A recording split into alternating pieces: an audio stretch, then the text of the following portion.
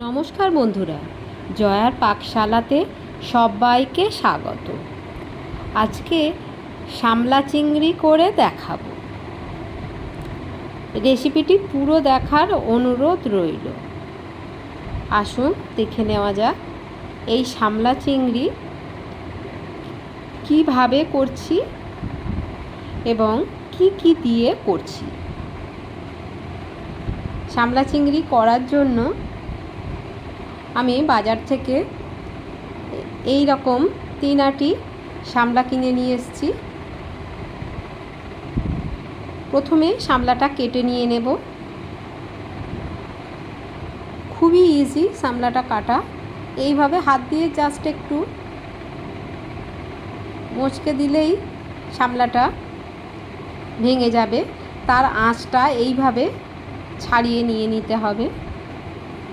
এর জন্য কোনো বটির দরকার হয় না, হাত দিয়েই সহজেই এটা ছাড়িয়ে নেওয়া যায়। এইভাবে শামলাটা ধরলাম, দেখুন জাস্ট একটুখানি মুচকে দিলেই শামলাটা ভেঙে যাচ্ছে। আর উপরের যে আঁশটা এইভাবে টানলেই আঁশটা ছেড়ে যাচ্ছে।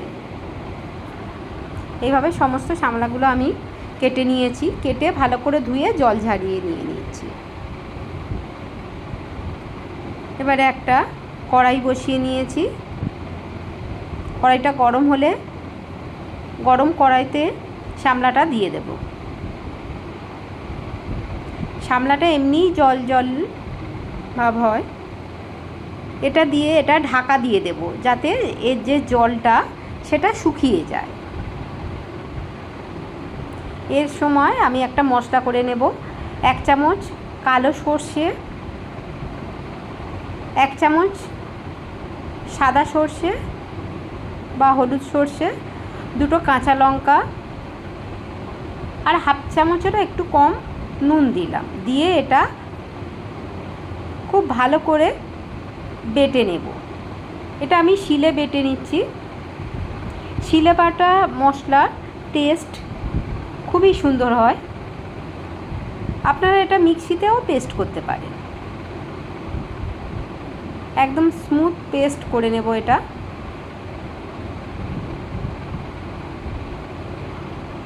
এটা বাটা হয়ে গেছে। আর এখানে ছোট্ট একটা টিপস, এটা বাটার সময় নুন আর কাঁচা লঙ্কা দিয়ে যদি বাটা যায় এটা তেতো হবে না।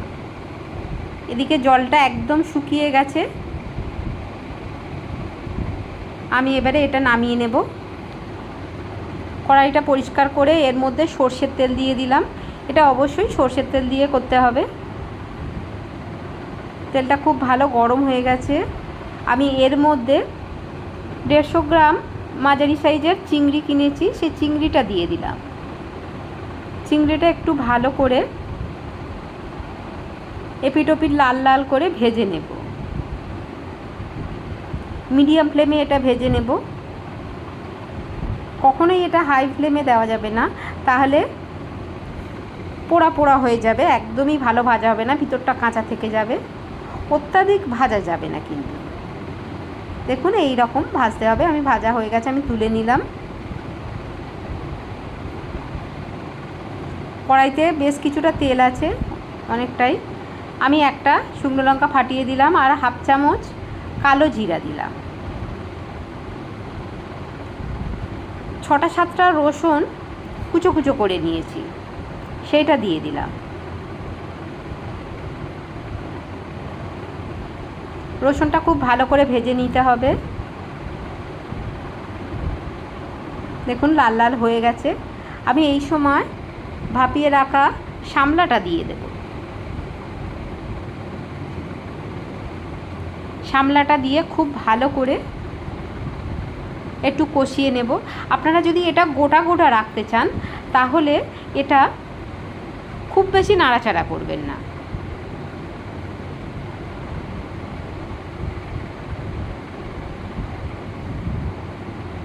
এর মধ্যে হলুদ দিয়ে দিলাম 1/2 চামচের একটু কম। খুবই ইজি, খুবই কম সময়ে এটা হয়ে যায়। আর গরম ভাতের সঙ্গে জাস্ট অসাধারণ, অপূর্ব খেতে লাগে।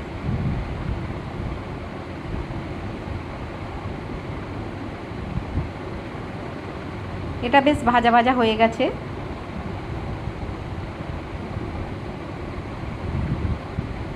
আমি আরও কিছুক্ষণ এটা এইভাবে ভাজা ভাজা করে নেব।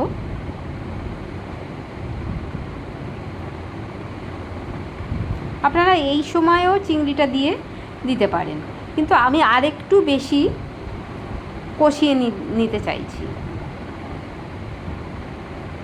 কাঁচা লঙ্কা দুটো দিলাম চিড়ে, আর যে সর্ষেটা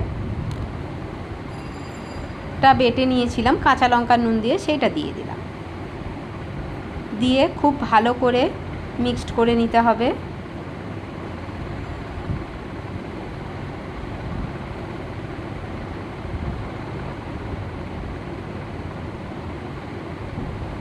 যাতে সর্ষেটা খুব ভালো করে এর সঙ্গে মিক্সড হয়ে যায়।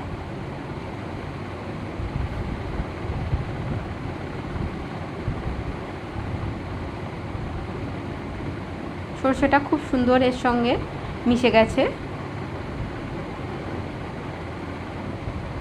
আমি এবারে নুন দিলাম 1/2 চামচ আর চিনি দিলাম 1 চামচ। আমি নুন দিয়েই বেটেছিলাম সর্ষেটা, ওই জন্য সেই বুঝে নুনটা একটু কমই দিলাম। আর চিনি 1 চামচ, এখানে অবশ্যই চিনিটা দেবেন, নাহলে এটা জলভাবে সামলাটা হয়। চিনিটা দিলে টেস্ট বাড়ে অনেকটাই। আর ভেজে রাখা চিংড়িটা দিয়ে দিলাম।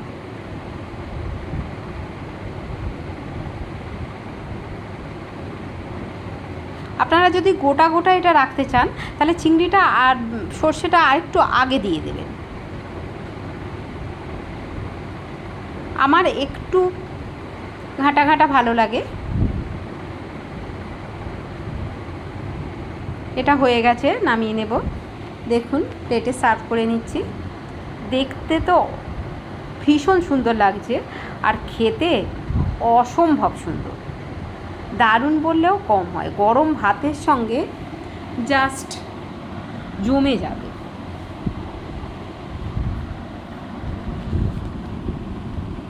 এইভাবে আপনারাও বানান।